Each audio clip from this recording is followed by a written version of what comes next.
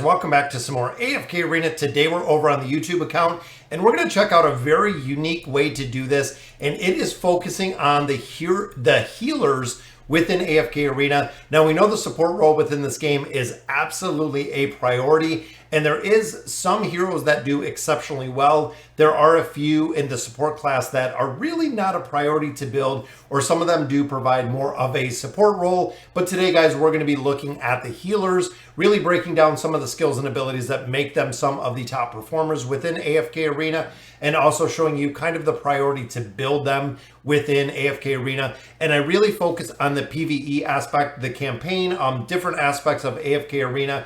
I do not focus on the PvP aspect. If you follow my channel for a while, PvP is really not the strong point that I do. But again, we're going to be focused on the healers within here.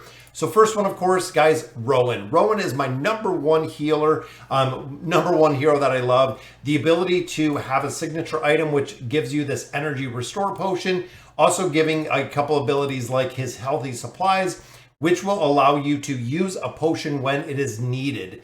That is really one of the big factors within here, guys. Rowan will only heal the target when it is needed. If the target is shielded, if the target does have a significant amount of HP, they will not consume one of these potions. Once the potions have been used, Little Ducky will actually bring in a couple more potions to go ahead and fill that card up again, which is one of the reasons, guys, when it comes to the campaign and campaign progression, Rowan is the hero that has carried me probably more than any, bar none.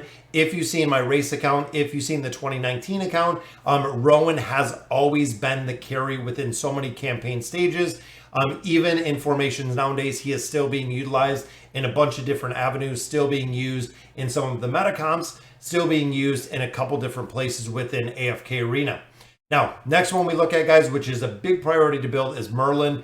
Really two things. He does have a healing aspect, but most of the time it is the damage mitigation factor that he deals, which is incredibly well, allowing him to reduce the damage received by himself and all allies by 25% for 8 seconds. With his 9 of 9 furniture, he casts this at the beginning of battle. He can also have a significant amount of shielding, plus he also does have a cheat death, but he has a few. Right here is another heal.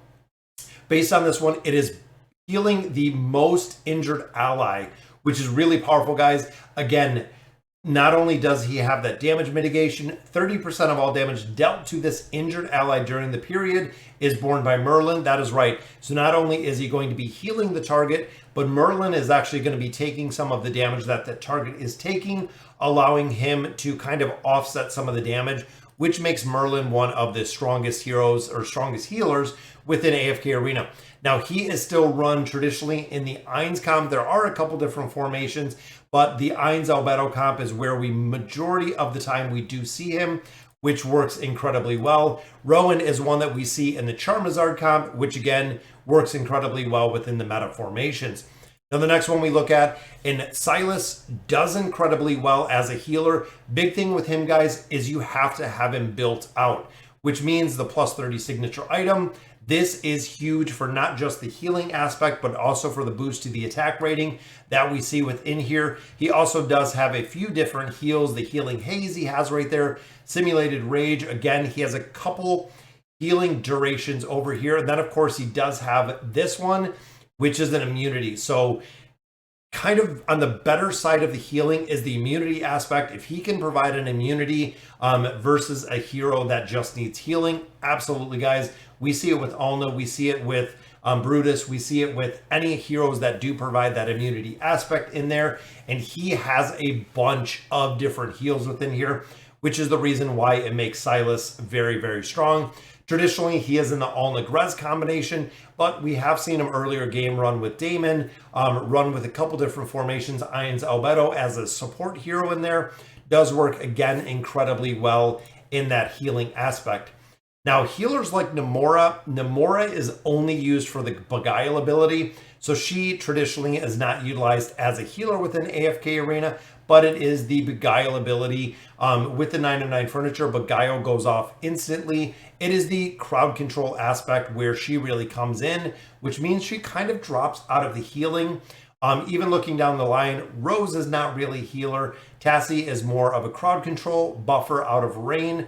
Desira, again, a very strong healer. Not only does she have a big damage mitigation, the 16% less damage, is when you look at this Oceanic Mist right here, guys, they get 30 dodge, they get 15 received healing points. They also have a damage mitigation from her plus 30 signature item, which I have to build, guys. It is really a priority to build in there. But then you look at the 3 of 9 and the 9 of 9 furniture. This deals with enemy buffs. So if you do have an enemy enemy team that has buffs or receives buffs, it makes a big difference. They are unable to receive a majority of buffs, which again, depending on the target that you're fighting, but she has a couple different heals in here. She also does have a mitigation, immune to damage and control effect. Again, going back to the immunity factor that she does possess. And then of course, the marks in here lowers the attack rating. So not only does she have the ability to heal with Oceanic Mist, but on the other side, it's not so much the damage mitigation factor that Desira provides, but she does an attack rating reduction, which again, it kind of works hand in hand. Either you have the mitigation on the allied side, or you have the attack reduction on the enemy side, both of them working incredibly well. Then of course, the Oceanic Mist, guys, this is a little bit of a slower heal, but over time, guys, this is absolutely phenomenal to keep those targets alive. And then also with the ultimate ability, again, if she's providing the immunity, they're in the Oceanic Mist, they're getting the heal over time with the immunity that allows you to really heal out the other heroes within there. Last one we look at is Namitsu. Namitsu, of course, is carrying the Mauler faction by himself, guys. He's kind of a healer, kind of a support, kind of a regen, kind of a crowd control. They need to really buff him. This rejuvenating totem does work well. The signature item with that, of course, keeping these totems up a little bit further. It does an AoE heal, which is good.